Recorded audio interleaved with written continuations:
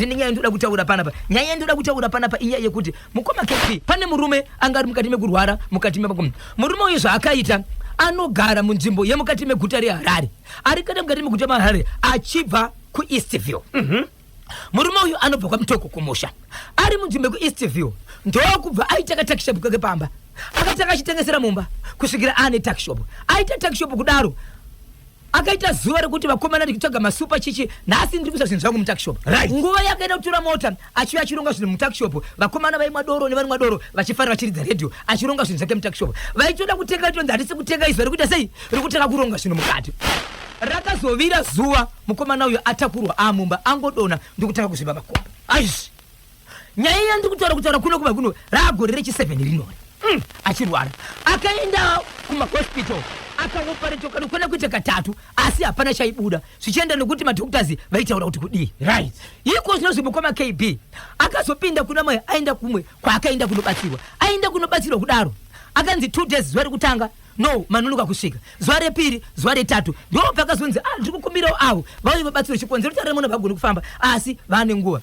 Aifamba nemakrashes but kufamba kwacho nemakrashes mukoma KB kuti atsike pasi zvanga zvakatooma. Makumba uzima pasi. Ndo pakati ndiri kumbokumbira kuona makumba enyu. Ndo vakumbira kuona makumba. Sukanzi ndiri kuona sokuti munofanira kuti muite sei? Muoperate madhoktors wona tato operate kana kuona katatu. Sukanzi inini pachangu andikwanisa kuoperate. But ndine zvinhu zvandiri kuratidza. Handizivi kuti ndiri kungoona here kana kuti hazvizivi. But zvinhu zvandiri kuona izvi handizivi tikagara pasi. Hama dzenyu dziripo pana bereza munoti hama dzenyu. Sukanzi ngadzishedzwe kwebva dzasvika. Sukanzi ndiri kukumbira kuti nditimbure pasi petsoka idzi. Ndine zvinhu zvandiri kuona. Ndichatenga gumbo rimwe chete nekuti ndiri kuzviona makumbo ese. Ndichatenga gumbo rimwe chete. Ndobva vasvina mukoma KB. Ndinzvimwe izvi zvakabuda mukoma KB. Pakabuda mari dzakudhara. Pakataka kubuda ka 5 cents kekatsuro. Ndobva pabuda 50 cents yezuva. Ndokubuda dola rakatsemuka rimwe kona risina kukwana ritori nerasti kuita sengera nhongwa pasi macoins rimwe gumbo kuchibva kwabuda 5 cents chete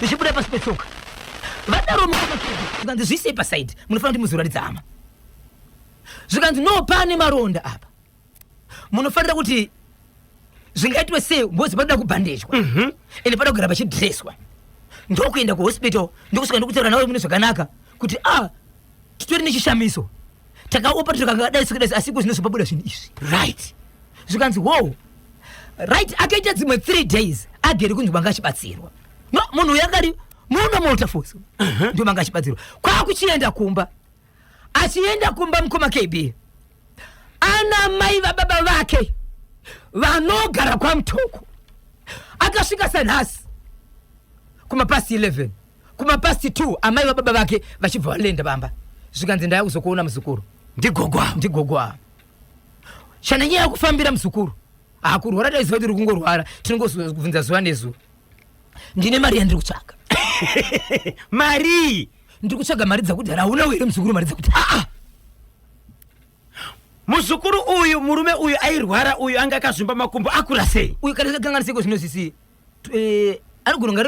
ari pasi makore 35 ari pasi pe 35 years right ndingangoti 32 30 years ndio makore ake ndiye first born ya baba vake okay ende baba vake ndio first born ya mai vake asvika kumba zvikanzi nambuya muzukuru ndauya kurwara tinogona kubvunza pafoni kuti uri sei kwamuzukuru ndine chinhu chandafambira muzukuru ndiri kutsvaga ndikuda macoins hauna macoins akudhara here mari dzakudhara zvikanzi udina muzukuru zvikanzi inini handina ini zvikanzi muzukuru iwewe kuno kuharara ungashayiwa unomhanya tumagrosari tumatakishu tuso ndinofanira kuwana mari chinditsvagirawo right mari iyoyo ndichadzoka ndobva pasi nanhasi kweseni make mukoma KB kuti sei gogo vakazouya kuzobvunza mari dzekudhara upenyu hwese vanambobvunza mari iyi ndiri kubva kunobatsirwa 7 years ndichirwara nemakumbo ndabviswa mari yemakonzi pasi pegumbo ndichisvika kumba ndiri kusanganidzana nawo ndakabvunza mukoma KB akapesa kusvika rini zvikanzizwa handitozivi kuti gogo wangu apesa kusvika rini vanotoziva kumwe kwandembogara ndichiroja apa vangasikatopazivi vakatouya nekubvunza mari dzakabviswa mugumbo idzi kwakaenda kunobatsirwa murume uyu dzakaiswa kupa vakadzisheketa ndiyanadzo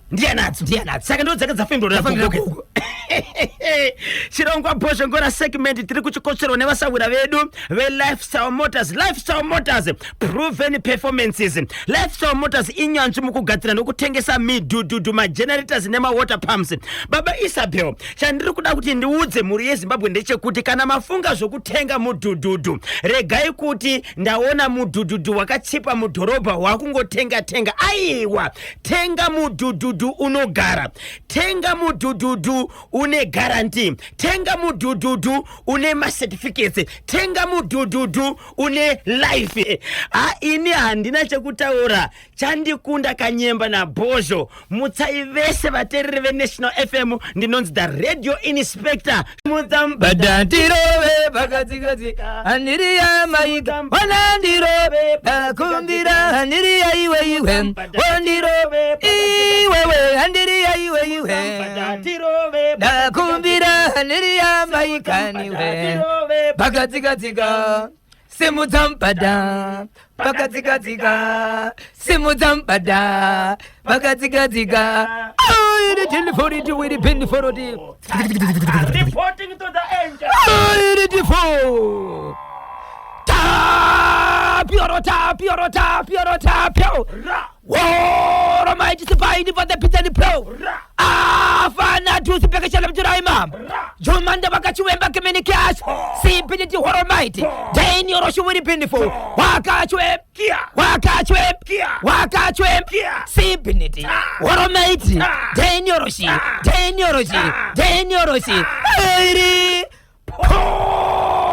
Rigidi vo mogarira padhuze mhuri yeZimbabwe. Tiri kudzoka manje ndichitaura kana sales and marketing manager Mr. Sitole kubva kuTSF. Right, inzwa kuti vakatibatireko muchirongwa chanhasi.